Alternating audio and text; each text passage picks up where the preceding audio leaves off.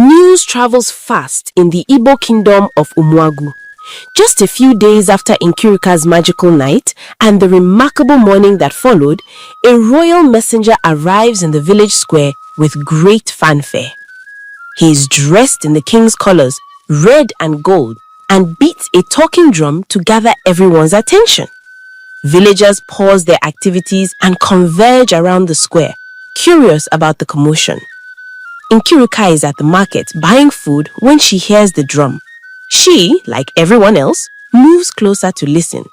The messenger unfurls a scroll and in a loud voice announces, "Hear ye people of Umuagu and all surrounding villages.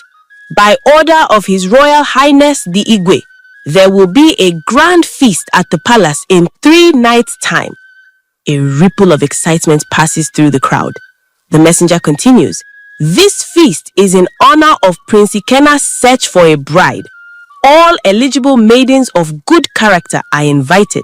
The prince seeks not just a pretty face, but a compassionate heart to be our future queen." This last part causes a wave of murmurs. It's not often you hear a prince's criteria for a wife described so specifically, especially focusing on compassion. Many older women nod approvingly, while some younger ones giggle and chatter about what it means. Nkirika feels her heart skip at the words compassionate heart. It's as if the announcement was speaking directly to her soul. But she quickly tamps down any expectations. Me?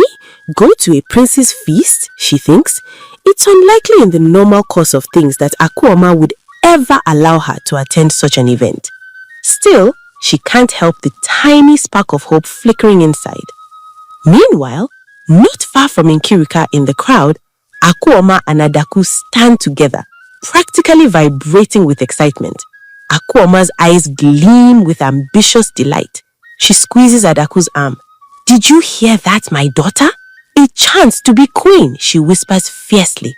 Adaku, for once, is speechless, imagining herself wearing a big crown and ordering servants around. She absent-mindedly touches her hair and grins. The messenger goes on to provide details.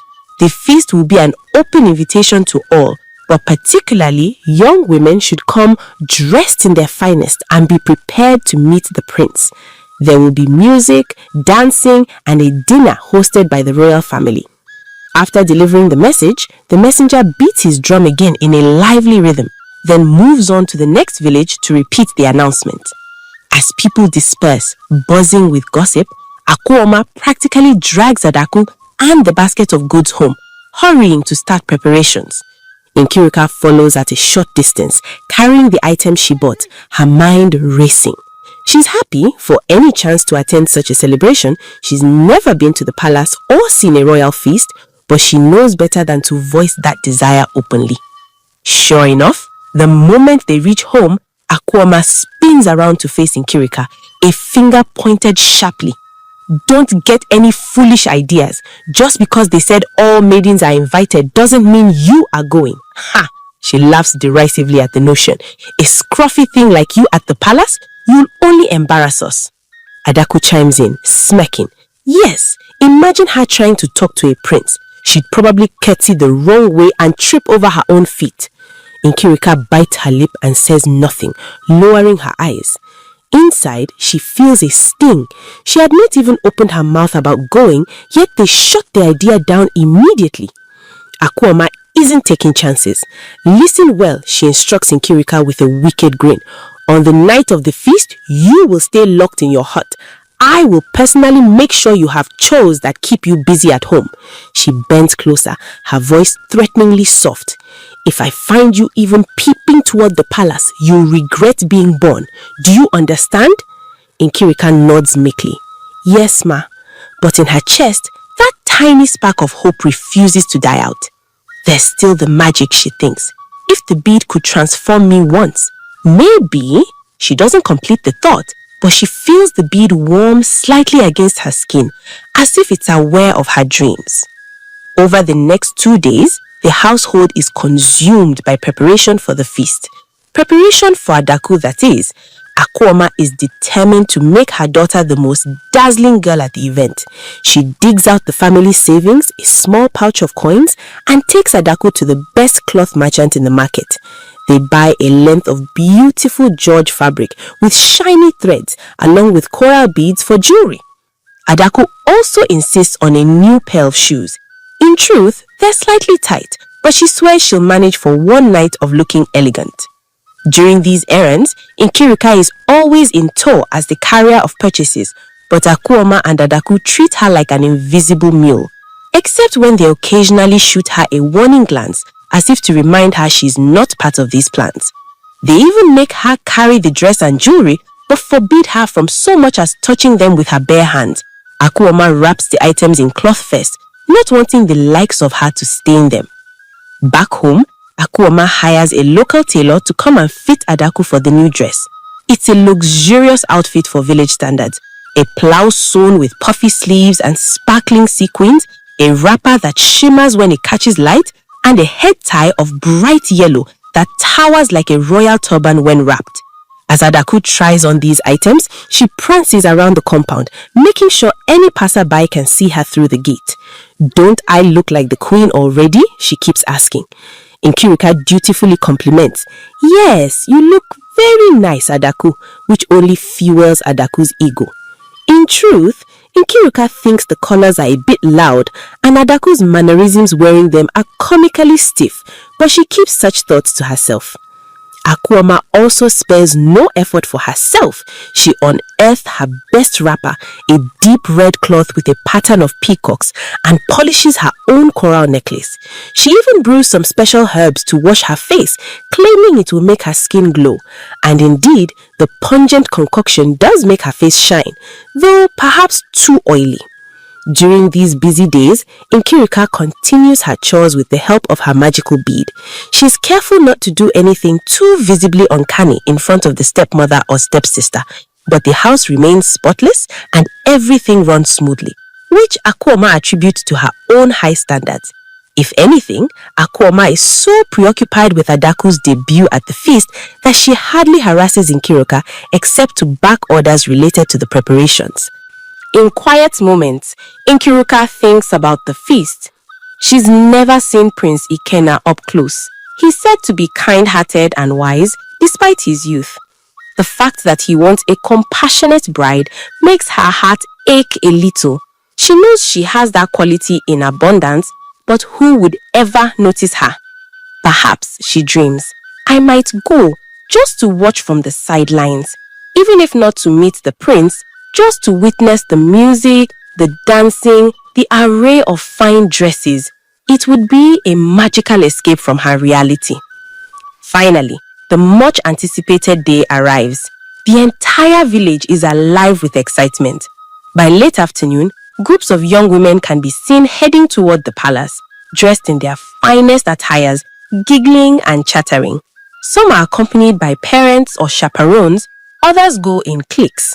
The men and older folk also head there, for a palace feast is a community event. There will be enough food and drink for all, and many go just to enjoy the celebration or see the prince make his choice. At Nkiruka's home, Akuoma and Adaku are putting finishing touches on their outfits. "Nkiruka," Akuoma calls out, "come and help tighten my head tie."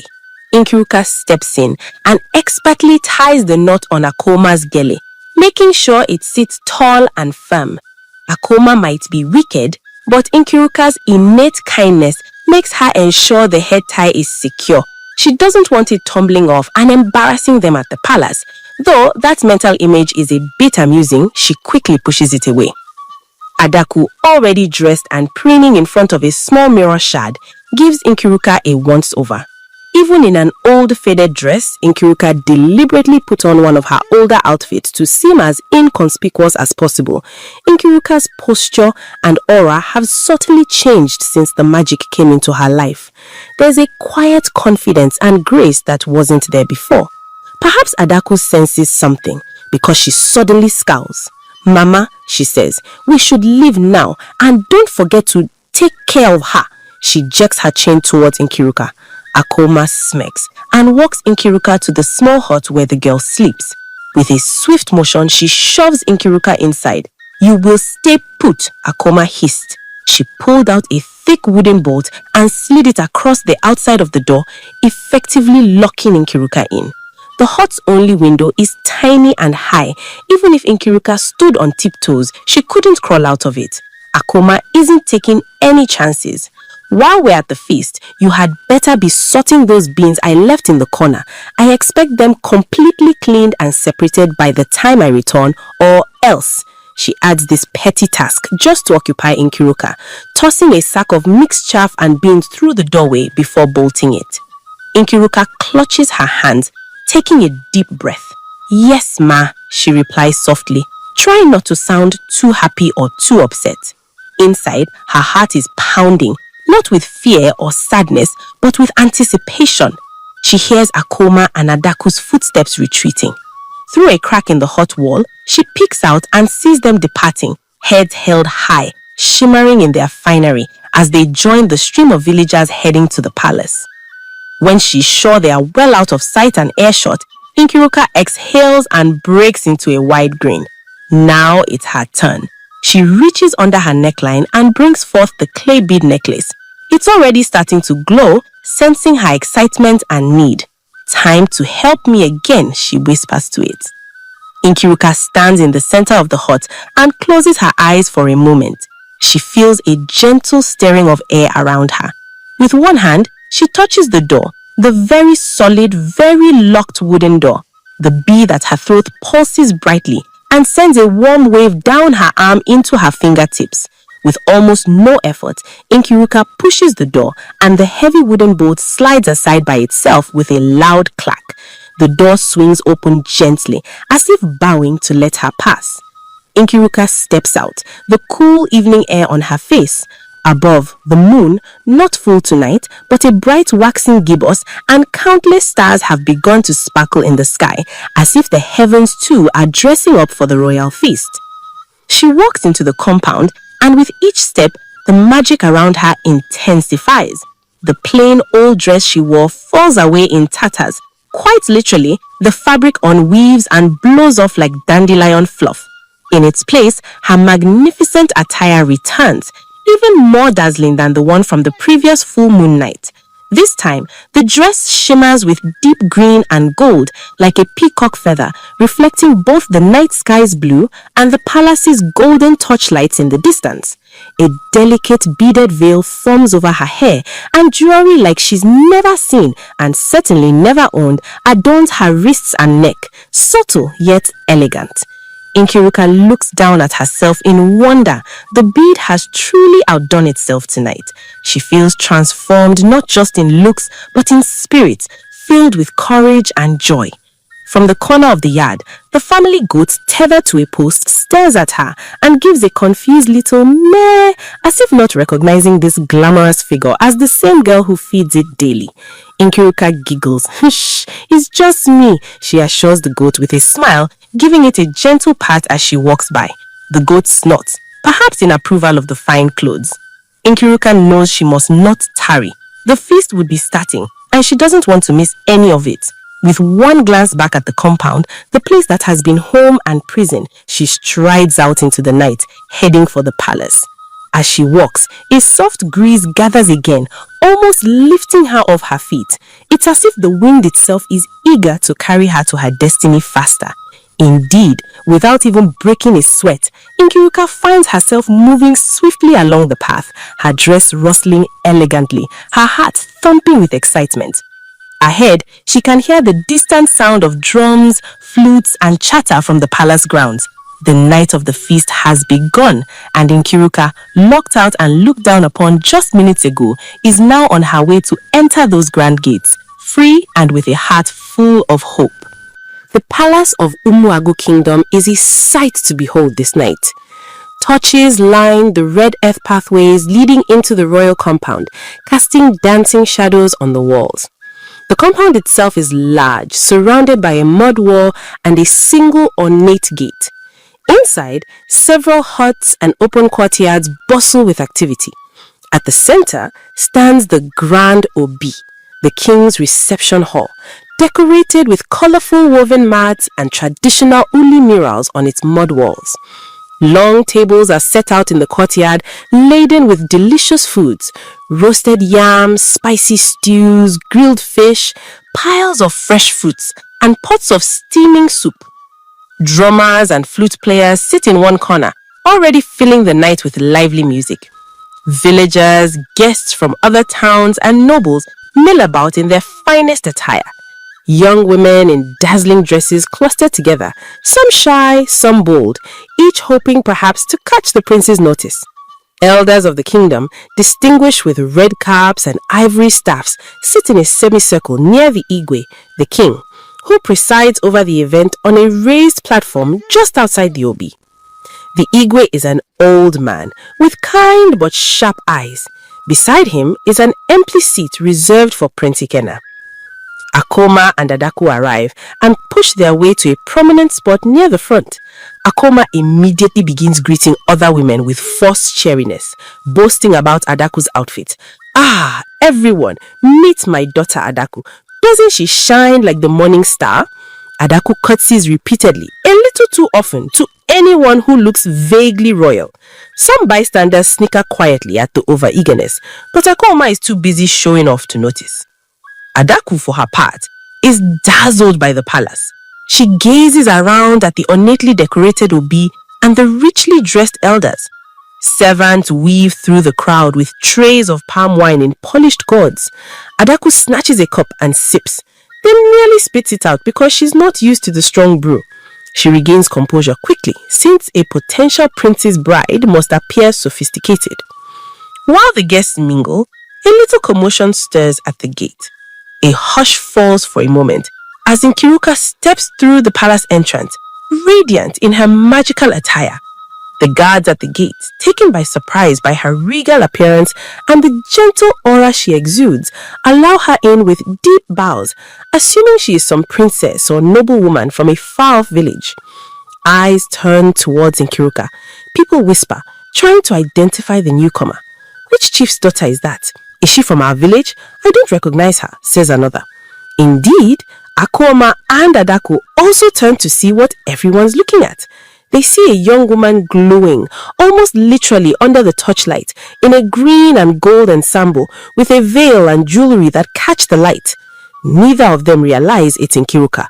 The notion that their overworked house girl could transform into such a vision is beyond their imagination. They assume this must be a well-born lady from another town. Akoma squints, feeling a strange familiarity she can't place, but then Adaku distracts her, tugging her sleeve. "Mama, look at that dress. It's nicer than mine," Adaku pouts quietly. Akoma pats her hand. "Don't worry, my dear. We'll still outshine them all with your charm," she lies, eyes never leaving the mysterious beauty. Nkiruka, meanwhile, stands calmly near the gate, taking in the scene. Her heart is pounding, but she reminds herself to breathe. She has never seen such a celebration. The lights, the music, the elegant elders with their red caps, the throne where the Igwe sits like a statue of authority. It's overwhelming yet wonderful. She feels a slight urge to pinch herself, but the weight of the bead necklace assures her it's real. Not wanting to draw too much attention, which ironically she already has, Nkiruka steps aside to an area where some servants are arranging extra plates. She notices an elderly servant woman struggling with a heavy pot of soup, about to bring it to one of the tables. Quickly, without a second thought, Nkiruka moves to help her. "Here, Mama, let me," she says softly, taking one side of the pot. The servant woman is surprised. It's not every day a lady in fine clothes offers to help with kitchen work, but she gratefully accepts. Together, they place the pot securely on the serving table. "Thank you, my daughter," the servant whispers. "Bless you." Nkiruka just smiles and nods. This little act does not go unnoticed. Prince Ikena has just stepped out of the inner chambers and is observing the gathering from a slight distance, partially hidden behind a pillar of the Obi. He's a tall, handsome young man, dressed in a richly embroidered tunic with a beaded cap. Because he wants to choose a bride for her true character, he decided to watch the guests unannounced for a while to see their behavior when they think no royal eyes are directly on them. His attention was immediately drawn when a hush fell at Nkiruka's arrival. He saw her, an unknown beautiful guest, but what intrigues him more is how she quietly slipped into helping a servant with a heavy pot without any hesitation or showiness. Many others are busy flaunting themselves or too preoccupied with the glamorous atmosphere to notice a servant's struggle, but not this girl. Prince Ikenna gestures to his close friend, a young man named Obioma, one of the royal attendants. He asks under his breath, "Do you know that maiden?" Obioma shakes his head, just as mystified. "No, your highness, perhaps from another village." The prince nods slowly, eyes never leaving Nkiruka, as she now gently fans the steam away from the old servant's face and offers her a cloth to wipe sweat. It is a small kindness, but it touches Prince Ikenna. "That," he murmurs with a slight smile, "is the heart I've been searching for." Meanwhile, on the other side of the courtyard, Akoma is elbowing Adaku. The prince hasn't come out yet. Remember, when he does, smile and show those dimples, and for goodness sake, stand up straight. Adaku forces her most beguiling smile and straightens her posture, trying to look graceful. Unfortunately, in doing so, she sticks her chest out so far that she looks more comical than elegant, but Akoma is too nervous to notice. A troupe of dancers now enters the center of the courtyard, performing to entertain the guests. They wear masquerade costumes and swirl to the drum rhythms. The crowd claps along. Nkiruka finds herself clapping too, enjoying the performance. A pair of children dart between adults to get a better view and nearly knock into a serving girl carrying drinks. Nkiruka swiftly catches a falling gourd of palm wine before it spills and writes it on the tray, saving the young waitress from an accident. The girl mouths "thank you" with wide eyes, and Nkiruka just nods kindly. The children in front still struggle to see past the tall adults. Nkiruka notices one of them, a little girl, on tiptoe, wiping her eyes, perhaps upset by one of the masquerade masks, or just upset at not seeing well. Quietly, Nkiruka bends to pick the girl up and cans her a little closer to the front so she can watch the dancers safely from Nkiruka's side. The child, surprised at first, giggles as Nkiruka holds her and points out the fun aspects of the dance. "See the tortoise mask there? He's dancing like he's looking for his missing shell," she whispers playfully. The child laughs, tears forgotten, and claps her tiny hands. This gentle scene catches the eye of several people. A few guests smile approvingly at what they assume is a noble lady being sweet to a random child. Even the Igwe himself notices from his throne and strokes his chin, thinking perhaps she must be from a well-bred family to be so natural and kind. It reminds him of his late wife's generous spirit. Prince Ikenna continues to watch, his heart warming. He decides it's time to make his appearance more formally. He steps out of the shadows and signals the chief announcer to introduce him. The drumming stops for a moment, and the announcer calls out, "Ladies and gentlemen, our noble guests and honorable elders, please welcome His Royal Highness Prince Ikenna." All heads turn as the prince strides into the center. A path is made for him. The dancers pause and bow. The musicians change to a regal tune. Prince Ikenna stands tall, scanning the crowd with a polite smile. Many young women practically swoon at his gaze. Adaku immediately curtsies so low, she nearly loses her balance, grabbing Akoma to steady herself. Akoma nudges her forward, whispering, "Go, stand where he can see you clearly." Adaku inches forward, batting her eyelashes excessively. She looks rather like something is caught in her eye, but she believes she's being very alluring. Nkiruka, meanwhile, upon seeing the prince, gently sets the child down and steps back, not wanting to be in the way. She knows her place, or at least she thinks she does, which is not at the front and center. She moves toward the side of the courtyard, blending near a group of palace servants. Her veil slightly obscures her face now, and she feels safer not being too conspicuous. The prince greets the gathering. "Thank you all for coming to this feast. Please enjoy the food and entertainment. Tonight is not only about me finding a bride, but about celebrating the virtues that make our kingdom strong: kindness, loyalty, and community." His voice is clear and kind. There is applause and some cheers. As the festivities resume, Prince Ikenna begins to mingle and talk with guests, especially the young women who have lined up or gathered, hoping for a chance to speak with him. One by one, with patience and grace, he addresses them, asking questions, or exchanging pleasantries. Many are eager to impress him with rehearsed compliments or by mentioning their father's wealth or their own beauty. One loudly proclaims, "My prince, I can cook 10 different soups and I have won the village beauty contest 3 times." Another says, "I come from the neighboring kingdom with many cattle. I would bring great fortune as your wife."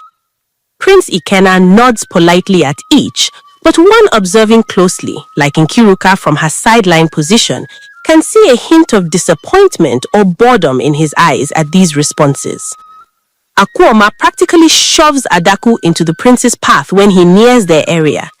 "Good evening, Your Highness," Adaku says in a tone she believes is sultry, bowing again. "I am Adaku, daughter of Akuoma. I must say, you look even more handsome than the moon tonight." She giggles and tries to lightly touch his arm flirtatiously. Prince Ikena smiles courteously, but subtly steps just out of reach, so Adaku's hand meets empty air. He responds kindly, "Thank you. Are you enjoying the feast?" Adaku launches into an over-enthusiastic reply. "Oh yes, it's the best feast I've ever seen. The food is wonderful, though not as wonderful as what I could cook, of course. And the music is delightful. I simply adore dancing and..." She continues talking about herself, hardly letting the prince get a word in. Akuoma hovers nearby, grinning so wide it looks like her face might split, nodding at everything Adaku says, as if it's profound. The prince nods politely, but his attention drifts for a moment. Over Adaku's shoulder, he catches a glimpse of Nkiruka again. She is now helping a boy retie his sandal strap that had come loose, preventing the child from tripping. She does it quickly and pats the boy on the back, sending him off with a smile. Prince Ikena's eyes light up at that small act. Adaku notices the prince's gaze wandering and quickly tries to regain his attention. "Your Highness, I also have a very generous heart," she lies, recalling what the announcement emphasized. "Just the other day, I gave a poor beggar some coins." In truth, Adaku had tossed a single cowrie at a beggar and told him to get out of her way, but she's improvising. "I love helping the less fortunate," she adds, nearly choking on the words she never imagined saying. "Is that so?" Prince Ikena says, one eyebrow slightly raised. Before he can ask her more, there's a sudden clatter. One of the musicians accidentally dropped a drum off to the side. The sound startles Adaku and she jumps, bumping into the prince's chest first. The prince steps back, a bit taken aback. Adaku flushes. "Oh, pardon me, Your Highness." She tries to use the moment to lean on him for support, but he has already stepped aside. Adaku stumbles forward slightly, and in doing so, one of her 2 tight shoes finally gives up. The strap snaps. "Ah!" Adaku yelps, wobbling. Nkiruka, ever observant from the side, instinctively moves closer in case she needs to help catch someone. But Akuoma quickly grabs Adaku and steadies her, hissing, "Stand up straight, what are you doing?" Adaku, now furious at the broken shoe and embarrassed in front of the prince, fights back tears and the urge to kick the useless shoe away. Prince Ikena, seeing her distress, politely excuses himself. "Perhaps you should take a moment. I will return shortly." He moves on, leaving Akuoma to fuss over Adaku's shoe malfunction. "I knew we should have gotten the next size up," Akuoma laments under her breath as she guides her limping daughter aside. Now free from Adaku's barrage, Prince Ikena heads quietly toward the area where Nkiruka stands. She is now empty-handed, having done what small helpful tasks she could. She's been watching the prince's interactions and feeling a mix of admiration for his patience and amusement at some ladies' antics, including Adaku's, whom she recognized despite Adaku not recognizing her. She shakes her head at the thought. Suddenly, she realizes Prince Ikena is walking in her direction. She panics slightly. Is he coming to talk to the servants or to her? Not wanting to seem like she was idling, she quickly picked up a tray of fruit cups from a nearby table, as if she were helping pass them out. As the prince neared, One of the palace stewards excitedly stepped forward to formally introduce him to this mystery princess, for so Nkiruka appears. But in a humble reflex, Nkiruka does something unexpected. She curtsies and then offers the tray of fruit to the prince. "My prince, would you like some? The pineapple is very sweet," she says respectfully, as if she were merely a maid offering refreshment, not one of the potential brides. There's a brief moment of surprise. The surrounding guests who see this are stunned. No young lady vying for marriage would act like a servant. Some exchanged confused glances. A few snobbier ones even chuckled, thinking she must be foolish or maybe not actually highborn since she's performing a servant task. Prince Ikenna smiles broadly at Nkiruka. He finds her gesture charming and genuine.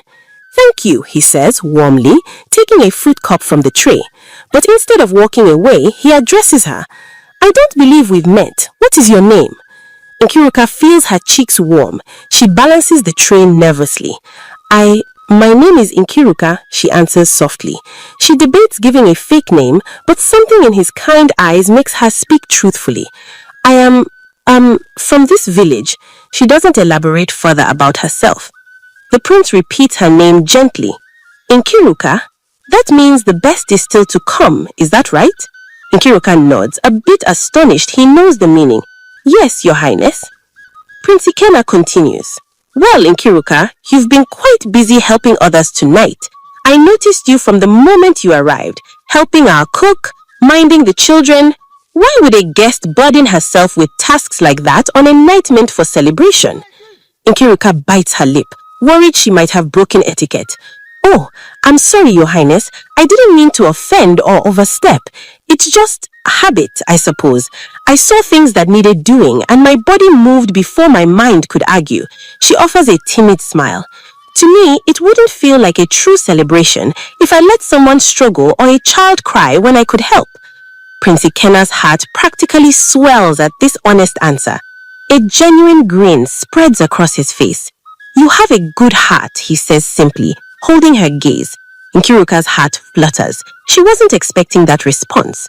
Before their conversation can continue, the drummers roll out a thunderous beat.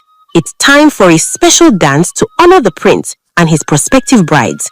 The prince gently takes the tray from Nkiruka's hand and sets it on a nearby table, freeing her from the guise of a servant. "Would you care to join the dance?" he asks her, extending a hand invitingly. Nkiruka glances around, suddenly aware that many eyes are on them. She sees Akuoma and Adaku a short distance away, staring in absolute shock, jaws slack.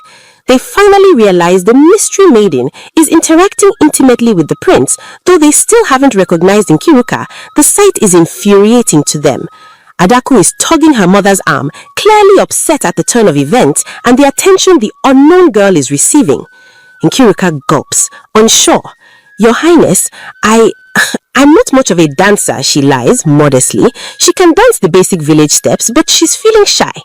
The prince chuckles and nods.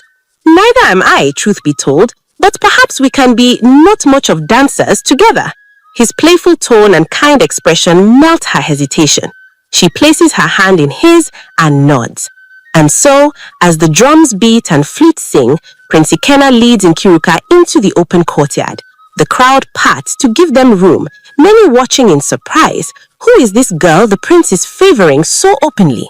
Among them, Akuama's face has turned a peculiar shade of red, and Adaku looks like she's bitten into a very sour mango.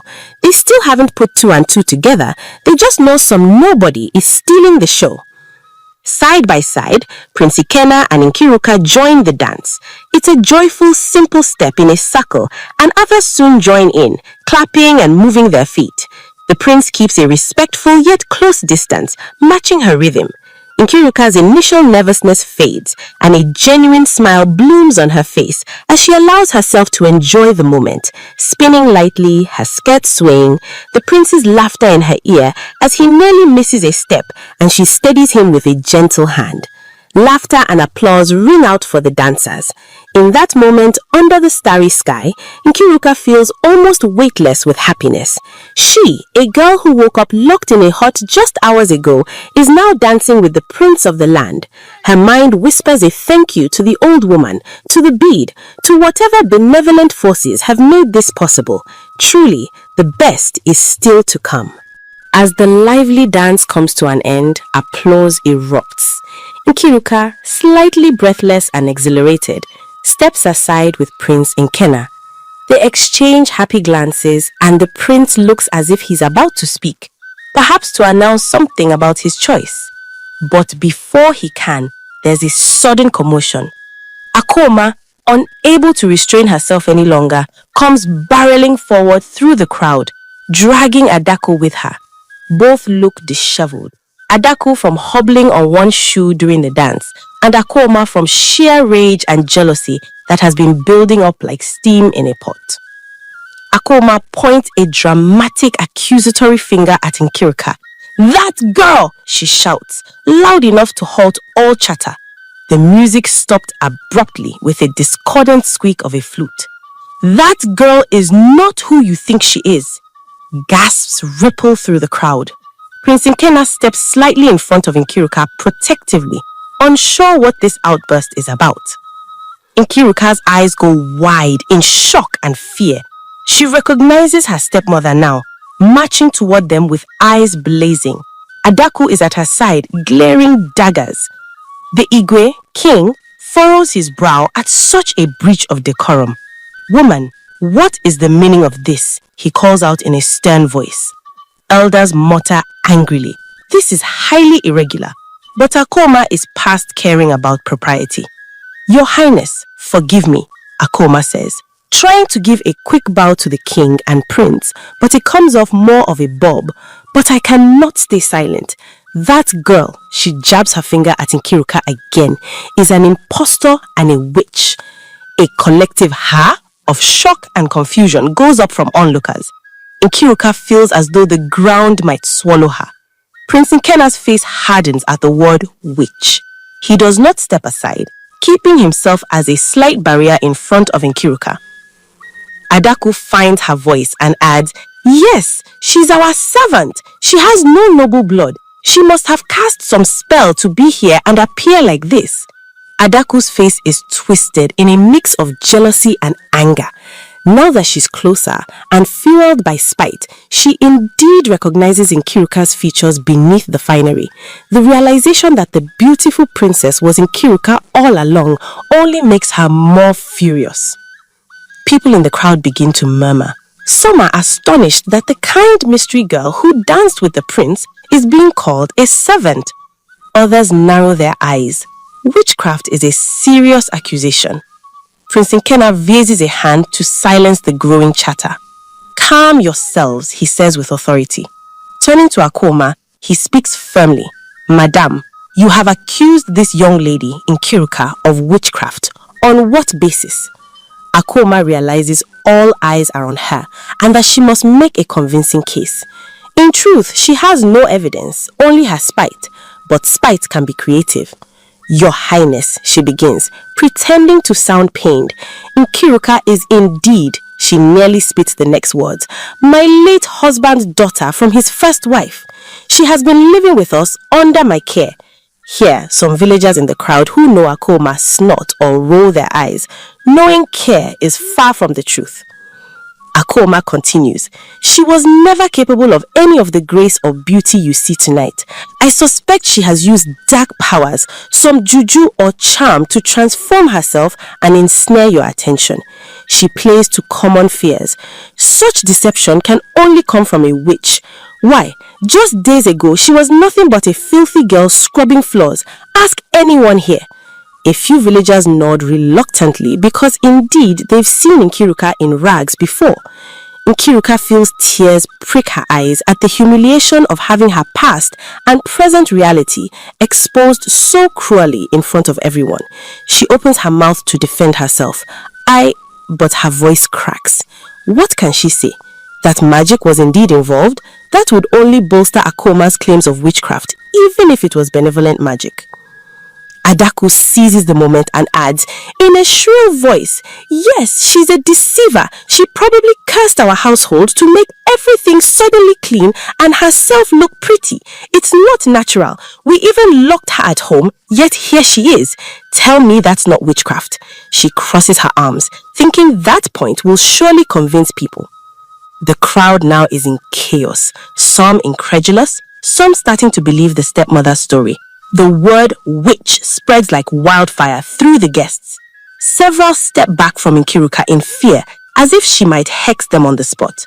The guards who are uncertain now step forward, unsure whether to detain Nkiruka or protect her. Prince Nkena feels Nkiruka tremble slightly behind him. He gently reaches back and gives her a reassuring touch on her arm, then addresses the crowd loudly. Hold! We will not jump to conclusions without proof. Akoma, emboldened, snatches a cup from a nearby table, one that was used for water to wash hands. Only a little water remains in it, mixed with some residue of soap and herbs. She sneers at Nkiruka. Proof? Fine. If she's truly who we say she is, a common dirty girl under a spell, then let's strip away the lies. Before anyone can stop her, Akoma flings the cup of dirty water directly at Nkiruka. Gasps and a few screams ring out, as such disrespect and aggression in front of the royal family is shocking. Time seems to slow for Nkiruka. She sees the water flying toward her and squeezes her eyes shut, bracing for the impact and the ruin of her beautiful dress and the precious moment of dignity she had. She silently prays, not for herself, but that the prince and others wouldn't think badly of her.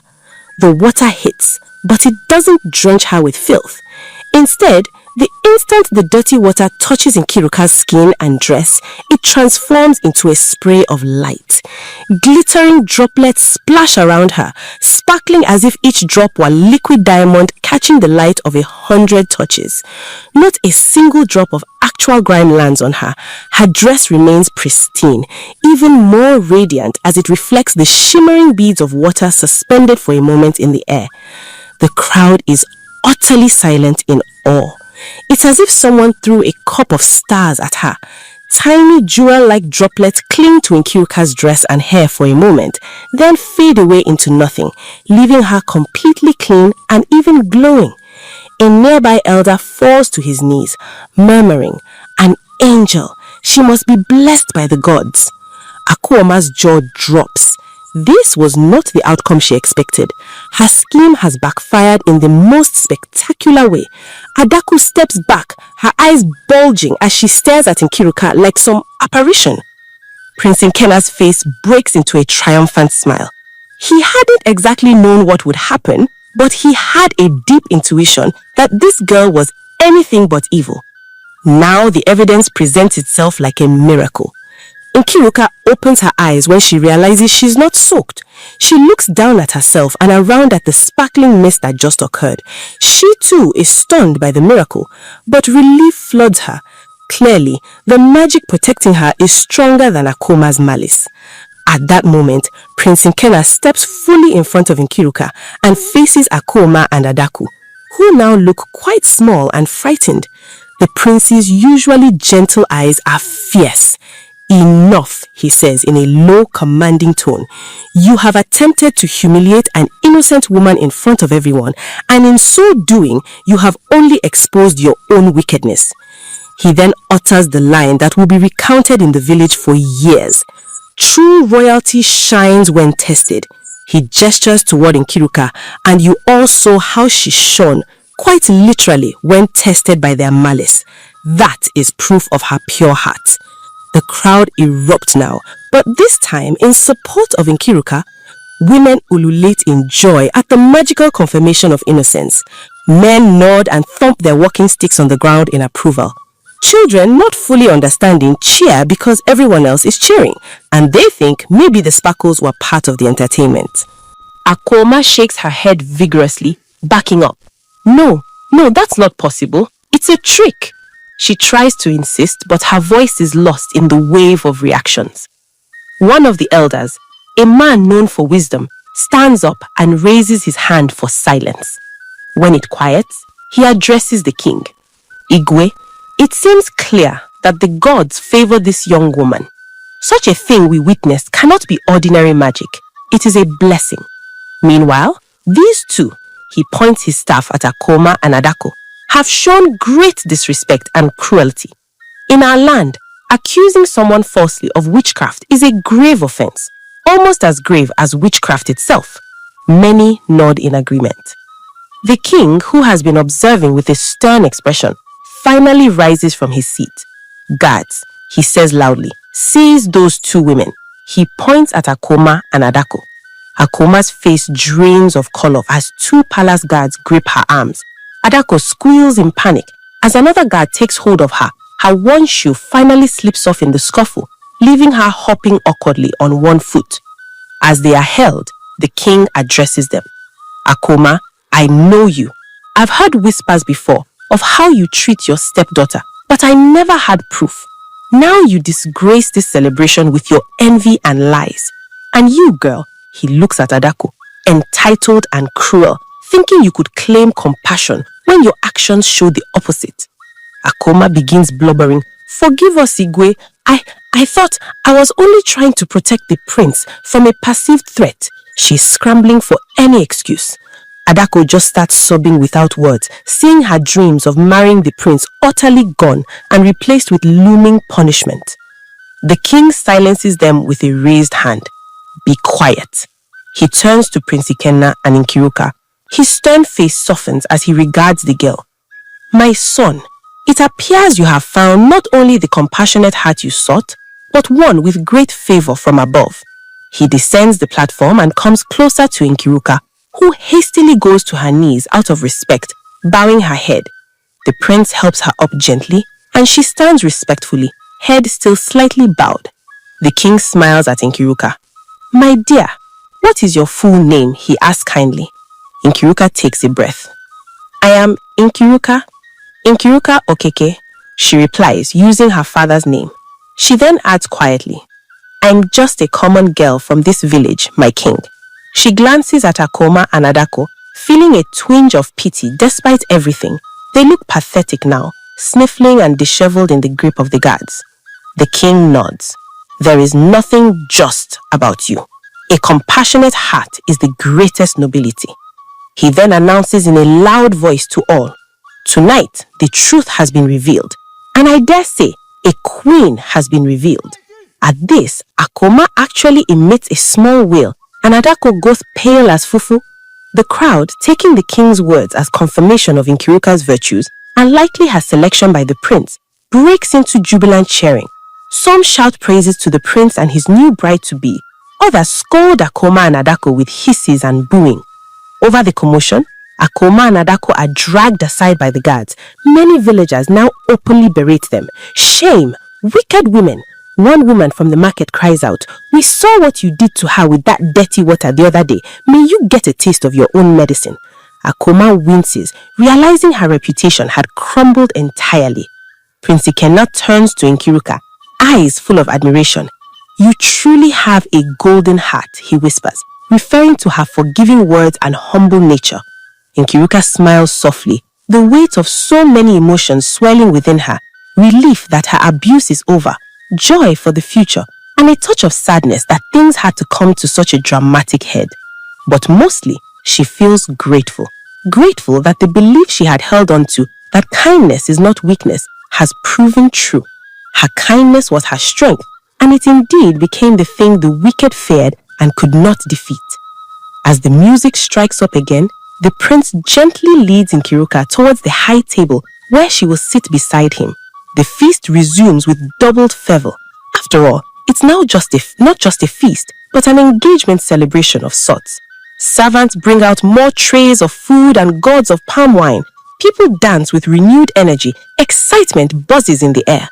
Off to the side, Akoma and Adako sit miserably and ignored by all, except a stern guard, humbled at last. Under the glow of the palace torches and the silver light of the moon, Nkiruka Okeke stands tall next to Prince Ikenna. In her heart, she silently thanked the old woman whose cryptic words had come true.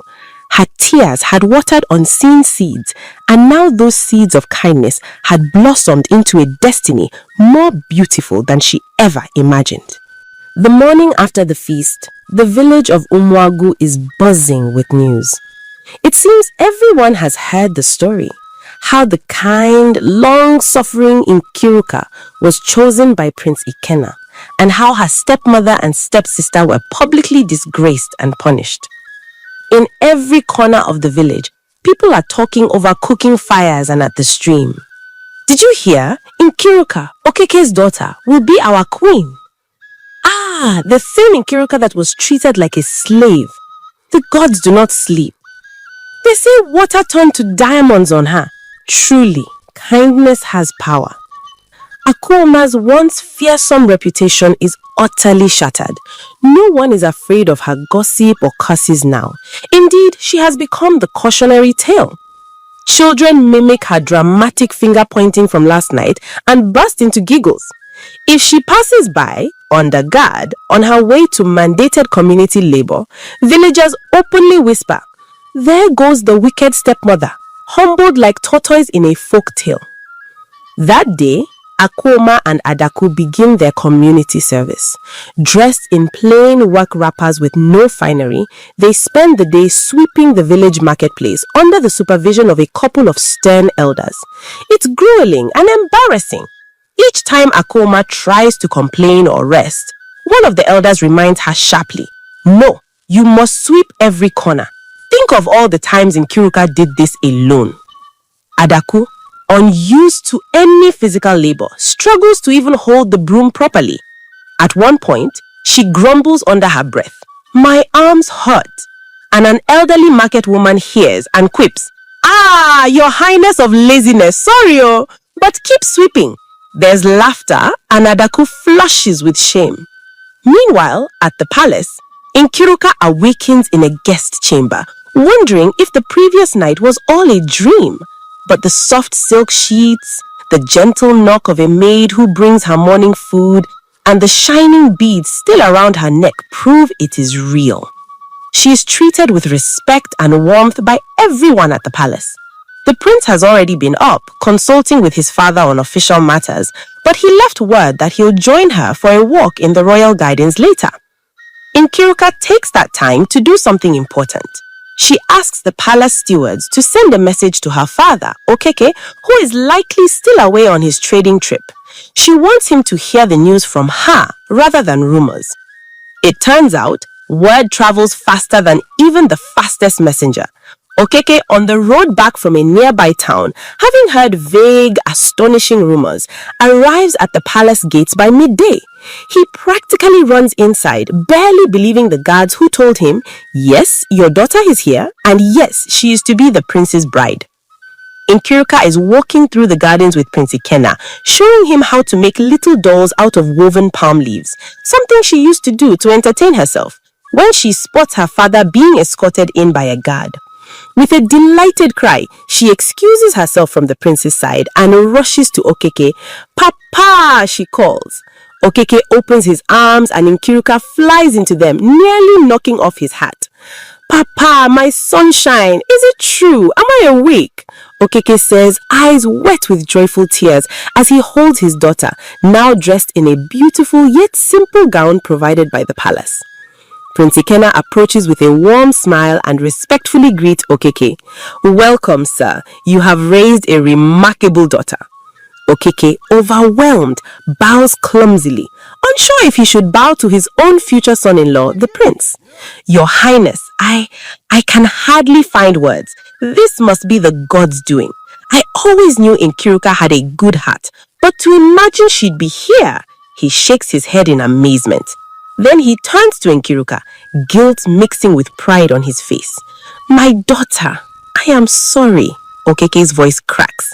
"I did not know how much you suffered in my absence. I failed to see Akuoma's true nature. Can you forgive me?" Nkiruka feels a lump in her throat. "Papa, you didn't know. I forgive you," she says, hugging him again. "I'm just so happy you're here now." Prince Ikenna gives them a moment, then gently interjects that the king is expecting Okeke for a formal introduction. Later that day, in a small ceremony, Okeke is introduced to the king and council of elders. He kneels and thanks them for honoring his family. The Igwe jokes that Okeke must have done some good in a past life to deserve such fortune now. Okeke, regaining a bit of his humor, responds, "Your Highness, if it was any good I did, it was probably in choosing Nkiruka's mother many years ago. Our daughter got her kindness from her." Everyone smiles at that.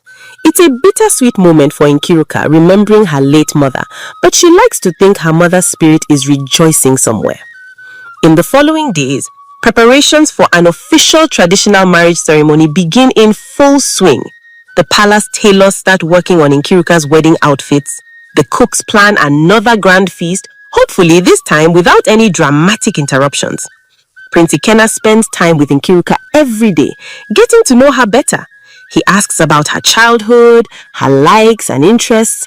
They bond over walks, sometimes even sneaking out to take food to some hungry children on the outskirts, at Nkiruka's gentle suggestion, which only makes the prince admire her more. Akoma and Adaku keep a very low profile.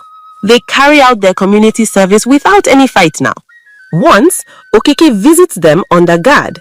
He is angry at Akoma, hurt by her betrayal, but also conflicted because he did love the woman he thought she was. Akoma falls at his feet, begging forgiveness. Okeke simply says, "The time for that conversation is past. The best you can do now is change your ways." Adaku, sulking nearby as she scrubs laundry in the stream, also mutters an apology to Okeke for disrespecting his daughter.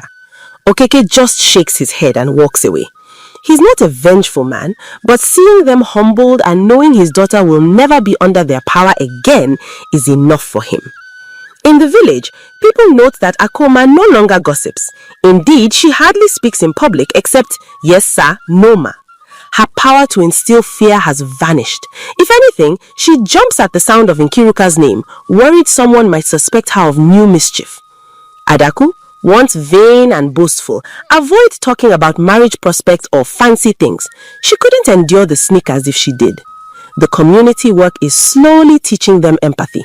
Adaku, cleaning a widowed old man's hut, actually feels a twinge of remorse for how she treated Nkiruka after seeing how others live. It will be a long road, but their punishment is doing its job. As the kingdom excitedly prepares for the royal wedding, Nkiruka and Prince Ikenna look forward to a bright future built on kindness and love.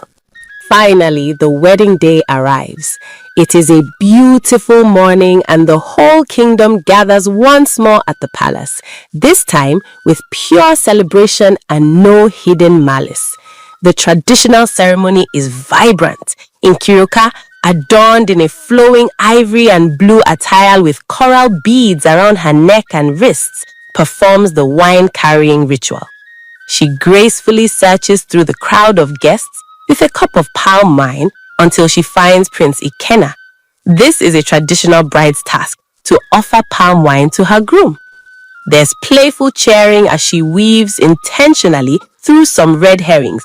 A cousin of the prince pretends to stand, but she smiles and bypasses him and finally kneels and offers the cup to the real groom, Ikenna.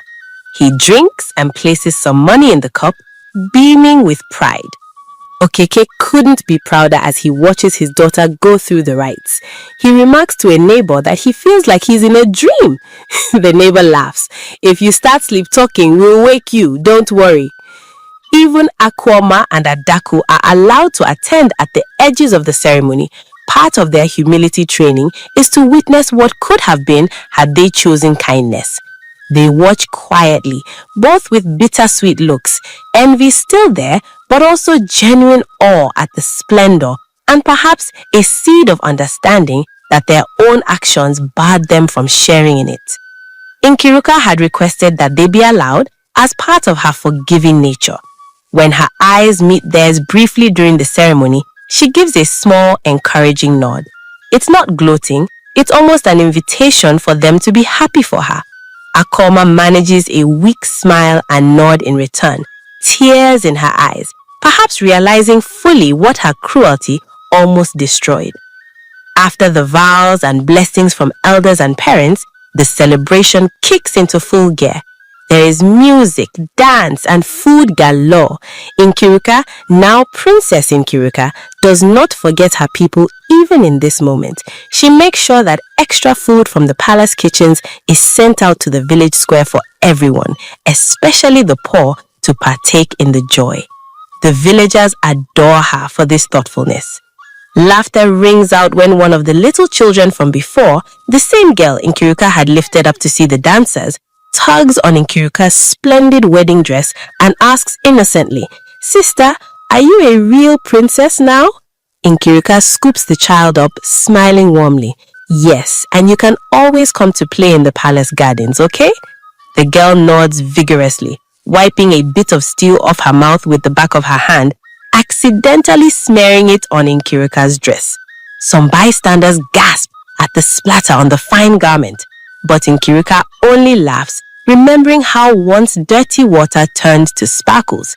Sure enough, as she later dabs the spot, a tiny shimmer remains, her magic friend quietly at work still, turning the stain into a faint glint before it disappears. Prince Ikenna and Nkiruka share their first dance as married couple under the open sky. As they sway to a melodious folk song, the prince whispers, "Thank you for bringing sunlight into my life."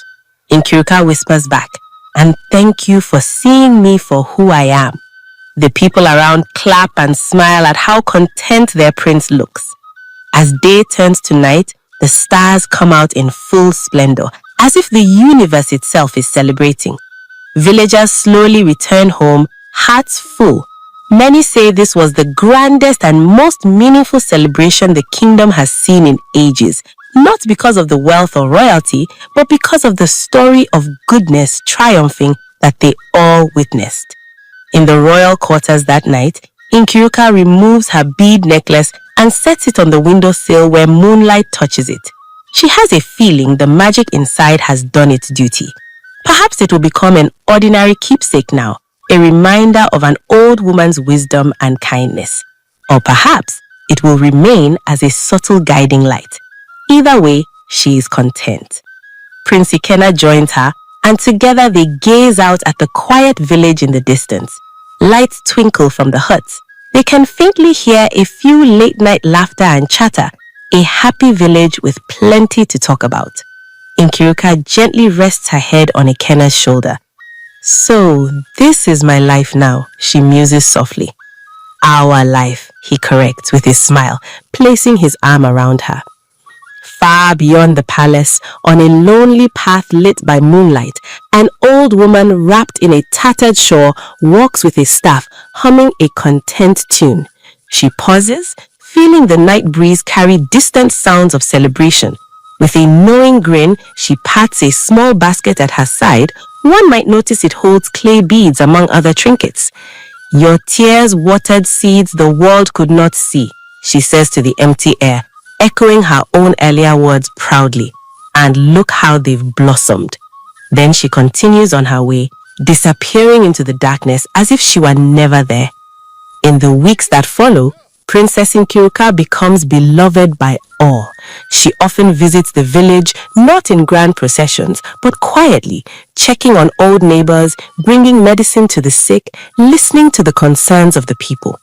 The story of her rise from hardship to royalty becomes a favorite tale told to children at night, a real-life folktale with the clear moral. Kindness is not weakness, it is strength that the wicked fear. And whenever a child or a doubting villager asks, "But is that really true?" the elders simply reply, "Remember Nkiruka, the girl with the kind heart." In the end, even the prince recognized that true royalty shines when tested. The moral of this story is that kindness is powerful, even when it seems unnoticed or unappreciated. True strength does not come from wealth, beauty, or loud boasting, but from a gentle heart that chooses goodness even in the face of cruelty. While wicked people may try to break or shame others, their actions eventually expose their own emptiness. But kindness, like a seed watered by quiet tears, grows in secret until its beauty shines for all to see.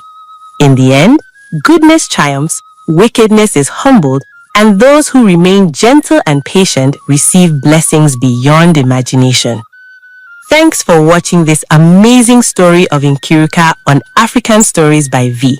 If you liked it and felt inspired with her journey, please show your support by clicking the like button, sharing with your friends, and leaving a comment below. To see more interesting stories and learn about different cultures, subscribe to African Stories by V and don't forget to ring the notification bell so you never miss a new story. Your support means a lot and helps us bring more stories to you. Until we meet again, stay connected, stay inspired, and keep smiling.